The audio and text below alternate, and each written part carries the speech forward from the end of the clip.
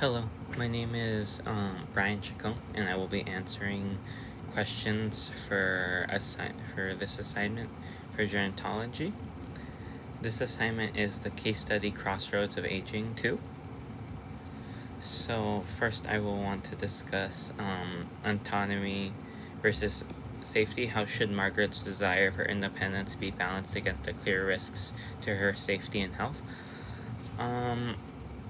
The way I see it is that Margaret is at an age where it seems that there is a lot of risk when it comes to her health. But it doesn't seem like the most outlandish thing for her to live in an isolated situation. Well, not isolated, she has her community. That's what I'm led to believe. Um, it just seems that she has problems with memory and just clear signs of aging, which is normal, or I feel it to be normal. We're all gonna age, we're all gonna have struggles and forgetting things. Even me at my own age, I have trouble remembering everything that goes on daily. There needs to be reminders and things. So I feel like when it comes to wanting to keep her autonomy, and it doesn't seem like it's been such an immediate danger where you know her children have stepped into a larger role. It's just a concern at this point. I think there should just be more conversations with her instead of making this choice of, hey, we need to take away her independence, or hey, I think it's a decision where it should be, I'm going to sell your home. Because a lot of these conversations are leaving out Margaret in the scenarios. They're not introducing her into having the possibility of possibly gaining more help or having more reminders set. More of a joint conversation instead of taking control of her situation, instead of like introducing oneself into, this is something that could happen to me. It's not just me shielding this person who's older from reality. It's like, no, they need help, and maybe they still want to be independent. They still want to have this independence, to have this autonomy, because everyone wants that. Give her the chance to talk about it instead of just taking it away.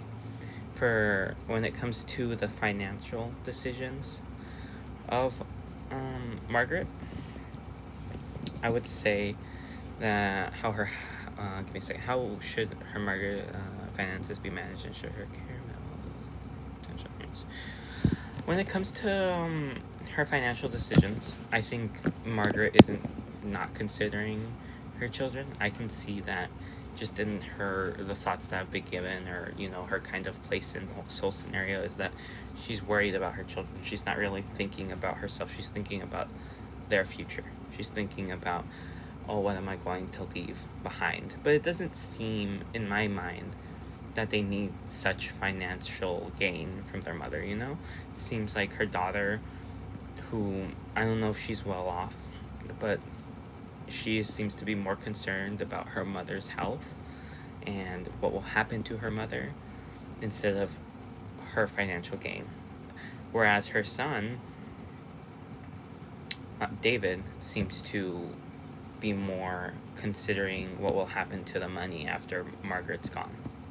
He seems to be more focused on how he can financially gain from this situation, instead of thinking about how his mother is affected by her aging and everything that's going on in this current situation. Seems like he's just trying to save as much money that he possibly can for himself, instead of looking to give his mother the best quality of life that she could get in this scenario. Because I don't think it's too outlandish for her to want to have someone just live in her own home and support her and live comfortably, to have that kind of lifestyle. Because a lot of people that are lucky enough to have that kind of opportunity do it because they want to live in their homes. They want to have that opportunity to have autonomy of themselves, even in an advanced age.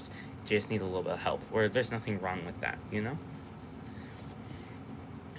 Okay, so when it comes to the family dynamic, how can David and Emily reconcile their different views on their mother's care while keeping her best interests at heart?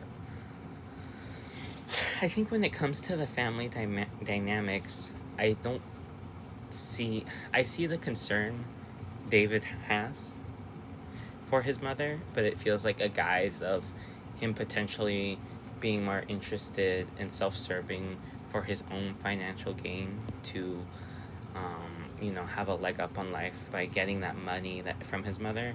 But at the same time, he's a lawyer. I feel like there's so many avenues that he could have looked for. He could have looked at it in a more technical way that maybe that I can't.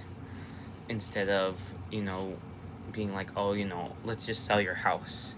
Let's just do this and that, live in an assisted living facility away from your whole life, essentially. Because I think it's the best choice instead of really thinking about what his mother wants. His mother Margaret wants to live in her own home, which doesn't seem crazy, and just be able to take care of herself. And if she can't, assist the living in her own home is something that is possible. I think her daughter has her best interests at heart to try to get her to a place where she can still live by herself and, be independent and strong, but just have someone help out. There's nothing wrong with that.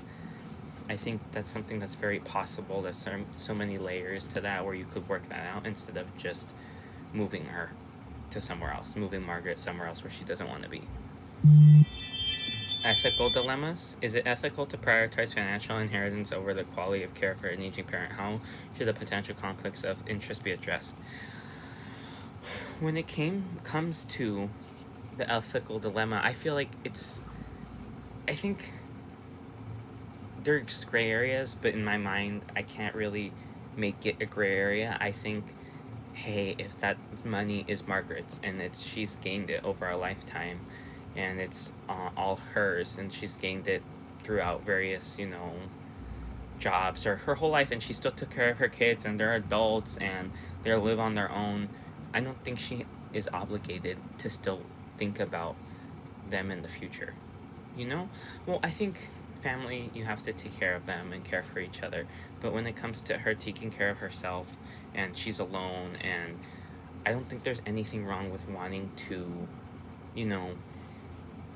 have a comfortable life for herself, because it's still gonna be, it's not even like she's expending all this money on things that aren't necessary. I think this is something that's necessary to get her a way of life that she wants, because it's not like she's asking the world of her children, like, hey, you give me money, you come over here and take care of me in my own home, or this or that.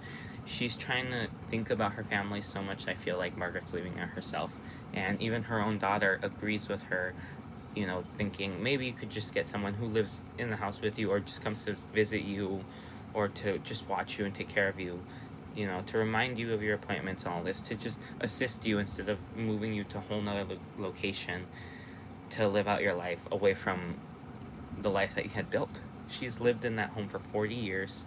I think it's just very drastic, and such a drastic change, and I think that's a very demotivating change, I don't think that's something that will assist Margaret in the long run. So I think ethically that it's best for her to just try to get an individual who will assist her in her own home, instead of having to think of the responsibilities of others who, may just see this moment as a financial gain for themselves instead of truly caring about her.